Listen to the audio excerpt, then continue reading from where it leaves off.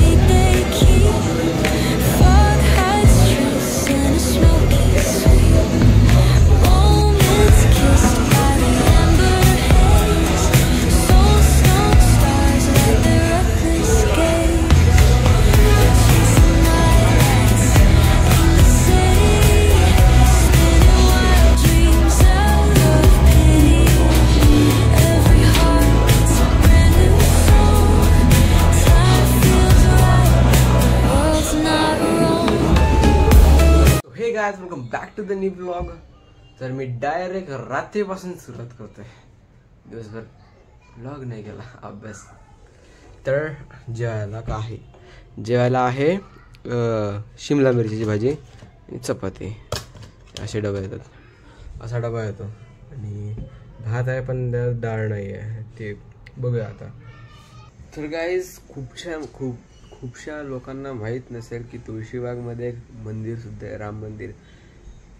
जास्त लोकांना माहीतच नाही. जे जुने म्हणजे तिथे खूप वर्षांपासून राहत आहेत, तिथेच सगळं त्यांचं झालं आहे. तर खूप लोकांना माहीत नाही की तिथे राम मंदिर आहे. तर ते मंदिर नारोप्पा तुळशीबागवाले यांनी स्थापन केलं होतं. त्याच्या बाजूला नगारखाना आहे. तो नगारखाना नाना फडणवीसांनी तिथे बांधला होता. आपण एक कुठली तरी लढाई जिंकलो होतो त्याच्या ह्याच्यात. मग जेव्हा मित्रांनो की पुण्यावर निजामांचं आक्रमण झालं, तेव्हा जे नारोप्पा तुळशीबागवाले होते त्यांनी स्वतः 3.5 लाख रुपये देऊन पुण्याला वाचवलं होतं. आणि मग हे मंदिर स्थापन केलं. त्यांनी स्वतः 3.5 लाख रुपये देऊन अख्ख्या पुण्याला वाचवलं होतं.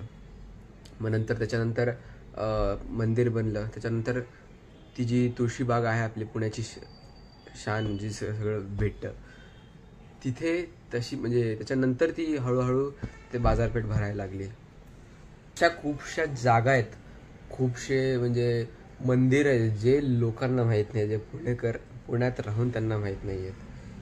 तर अजून एक आहे कसबा पेठेतला मंदार गणपती. म्हणजे ही सगळी माहिती मी म्हणजे सर्च केली, मग मला पण माहीत नव्हतं की असं आहे.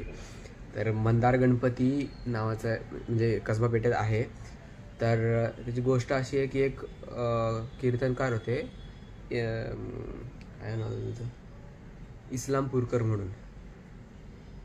तर ते कीर्तन करत होते आणि समोर एक वाडा आहे.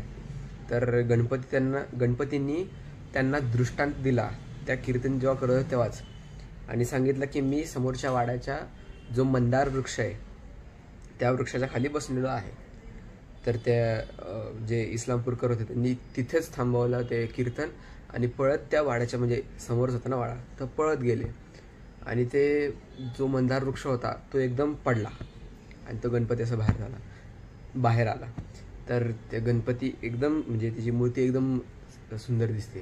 त्याचे 2 हात म्हणजे समोरचे 2 हात मांडीवर आहेत आणि मागचे 2 हात वर आलेले आहेत. एक सुंदर अशी सुबक मूर्ती आहे ती. किती जणांना माहिती आहे की आता पुण्याचं जुनं नाव काय होतं? तर पुण्याचं जुनं नाव होतं पुण्यविषय. पुण्य म्हणजे चांगलं, पुण्य विषय म्हणजे एक हे पुण्यविषय कधीपासून म्हणजे नाव कधीपासून पडलं की राष्ट्रकूट डायनेस्टी होती 8th सेंचुरीमध्ये. तेव्हा राजा होता कृष्ण नाव होतं वाटतं. त्यांनी एका ब्राह्मणाला एक छोटंसं गाव दिलं होतं. तर ते एक ताम्रपत्र असं म्हणजे ॲग्रीमेंट आहे की जे गाव दिलं आहे त्याला की त्याचं पुण्याचं वर्णन आहे. त्याच्यात लिहिलं आहे पुण्यविषय काहीतरी आहे, ते मला पण लक्षात नाही, पण पुण्यविषय नाव आहे. त्याच्या दक्षिणेला मुई नदी आहे. मुई म्हणजे आत्ताची मुळा मोठा नदी. त्याच्या उत्तरेला बेहुसरी म्हणजे आत्ताचं भोसरी हे गाव आहे. पश्चिमेला दापोडी म्हणजे आता आपल्या पुण्याच्या पश्चिमेला दापोडी गाव आहे. उत्तरेला भोसरी आहे आणि दक्षिणेला मुळा मोठा नदी आहे. तर हे 8th सेंचुरीपासून चालू आहे. पुण्याचं नाव पुण्यविषय असं होतं. तर पुण्याचं हे जुनं नाव आहे. कोणाला माहीत होतं कमेंटमध्ये सांगा. तर आय होप तुम्हाला सगळ्यांना आजचा ब्लॉग आवडला असेल. ही माहिती आवडली असेल, पुण्याविषयीची माहिती आवडली असेल तर लाईक करा, शेअर करा, सबस्क्राईब करा. Bye bye.